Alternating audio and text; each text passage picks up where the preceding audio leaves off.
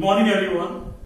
I hope so you are good at home. So today we are going to be talk about the further topics of the remaining chapter number 2. The name of chapter is Gauss law and its applications. What are the topics today we are going to be cover? The topics are force on the surface of charge conductor, electric pressure, energy per unit volume. So, with the help of one derivation, we will find out three things. Number one, force. Number second, electric pressure. Number third is energy per unit volume. So, let's start. Number one topic is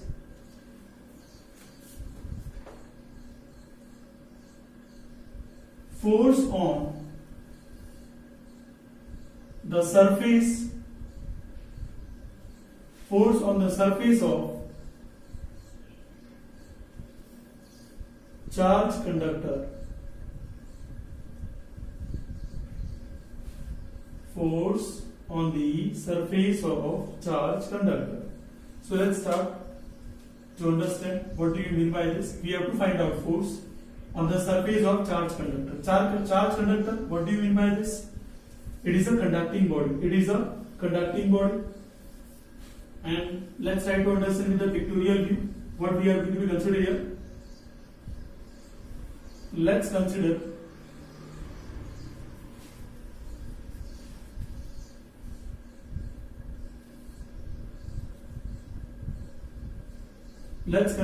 sphere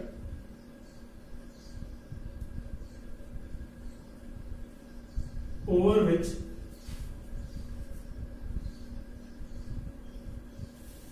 positive charge is uniformly distributed.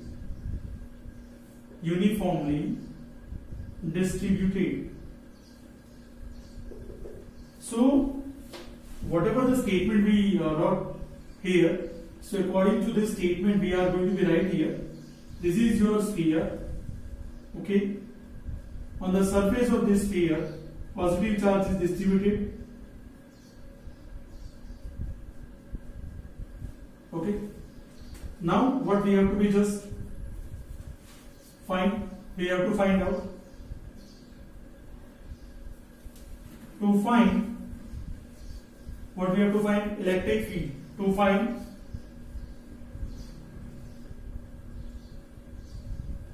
electric field, and then force, we have to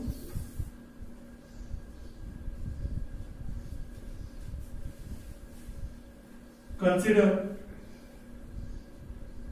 small element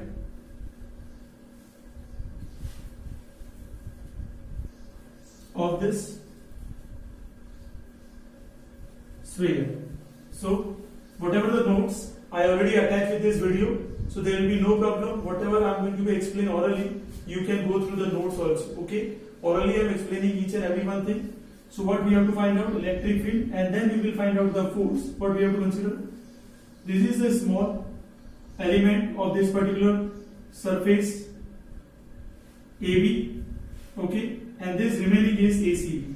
So there are two surfaces, one is AB, another is ACB, okay. So another point is it consisting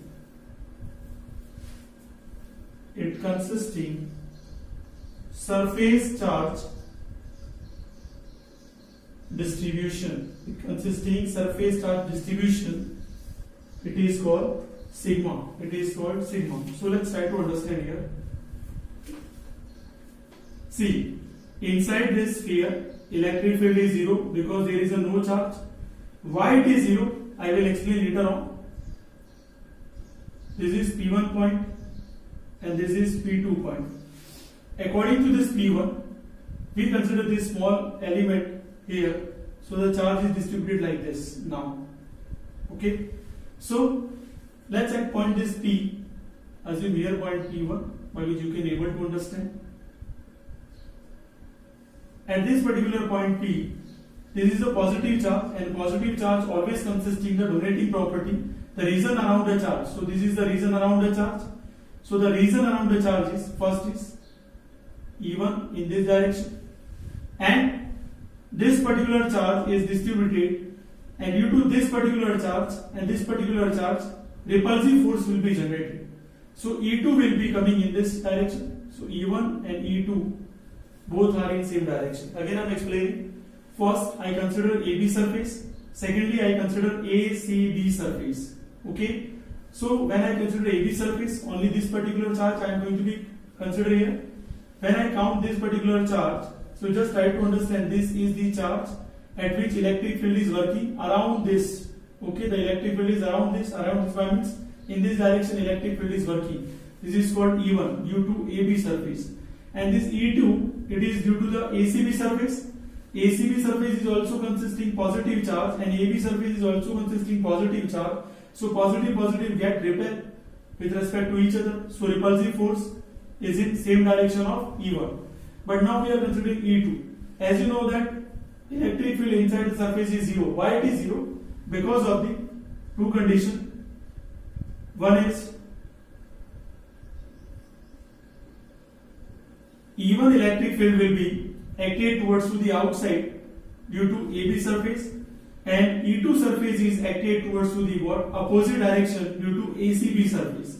So E1 and E2 both are in opposite direction. So they will be what? Equal in magnitude. They will be cancel out. I will show you mathematically also. So as we know that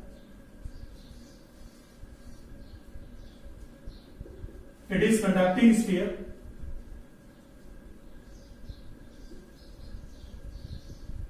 so EP1 is equals to sigma upon epsilon naught, and EP2 is equals to 0. Means this EP2 and this is whatever I am going to consider, this is EP1, total electric field. As you know that EP1 is equals to E1 plus E2, and here EP2 is equals to E1 minus E2. Okay, why I am just writing here E1 minus E2? We know that the electric field inside the charged surface body is 0. So it is 0. So E1 is equals to E2, because E2 we have to consider here. So E1 is equals to E2. This particular mathematical expression we are using here. So this is 2E, and the value of the EP1 is equal to sigma upon epsilon naught. कई बार ये confusion नहीं हो जाए कि sir ये value कहां से आएगी, तो ये वैल्यू कहां से आएगी आई एम एक्सप्लेनिंग हियर. इससे पहले हमने डेरिवेशन किया था electric field due to infinite plane sheet, and that particular plane sheet is a conducting plane sheet. तो कंडक्टिंग प्लेन शीट के लिए हमने क्या डेरिवेशन किया था? इलेक्ट्रिक फील्ड क्या होता है? Sigma upon epsilon naught. And non conducting plane sheet के लिए हमारे पास डेरिवेशन में क्या आया था? Electric field is equal to sigma upon 2 epsilon naught आया था. But here it is a conducting plane sheet, so EP1 is equals to sigma upon epsilon naught, where sigma is the surface charge density and epsilon naught is a permittivity is in air and vacuum. So 2E sigma upon epsilon naught, we got it electric field sigma upon 2 epsilon naught, we got it electric field. Electric field, this is E1 and E2, any one of that we got it, E is equal to sigma upon 2 epsilon naught. Now what we have to find out? We have to find out force. So as you know that the formula electric field intensity is equal to formula is F by Q. We have electric field, that's why we have to write the formula. Small part we consider. So dF is equals to dQ into E.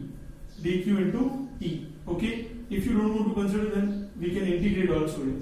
So dF is equals to dQ. It is surface charge distribution. It is surface charge distribution. So sigma is equals to dq by dx.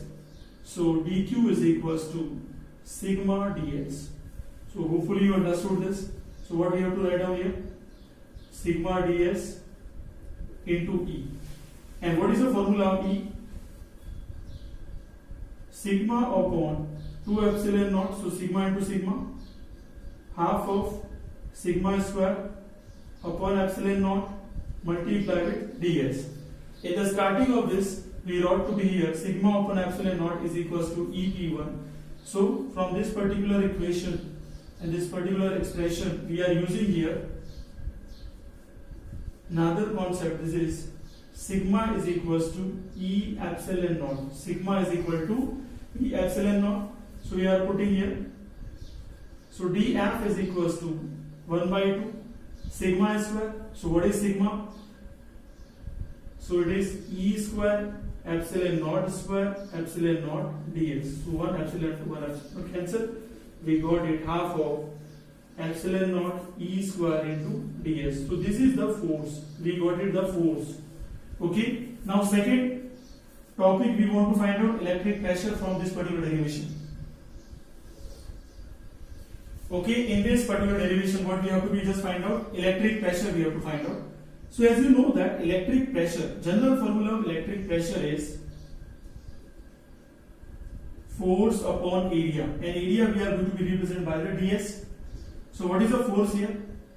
1 by 2 epsilon naught E square dot ds divided by ds. ds to ds cancel. So we got electric pressure. So P electric means electric pressure is equals to half of epsilon naught E square. This particular expression of the electric pressure. And now finally what we want? Energy per unit volume we want. Energy per unit volume. So by using this expression I can find out energy per unit volume. I am erasing this concept because you already understood this. So let's find out the last concept. See, by using only one derivation I did the three concepts. This is very easy.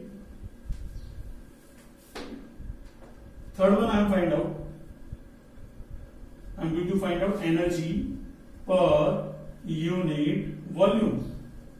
So energy per unit volume. How can we find out energy per unit volume? So as you know that the basic formula, energy per unit volume. So what is energy? Force into displacement. Force into displacement divided by volume. What is the force? 1 by 2 epsilon naught E square multiply with ds into dl. The whole value of df is this and multiply with dl divided by dv, because we consider a small element, so we have to find out what we have to write the terms in terms of dv. So half of epsilon naught E square ds into dl, meter square into meter is equals to meter cube, so it is equal to volume. So I am writing here dv. Here also we have to dv to dv cancel. So again energy per unit volume is half of epsilon naught E square. So this expression is very easy. I hope so you understood this particular things. If you are not able to understand, revise the video. Thank you so much.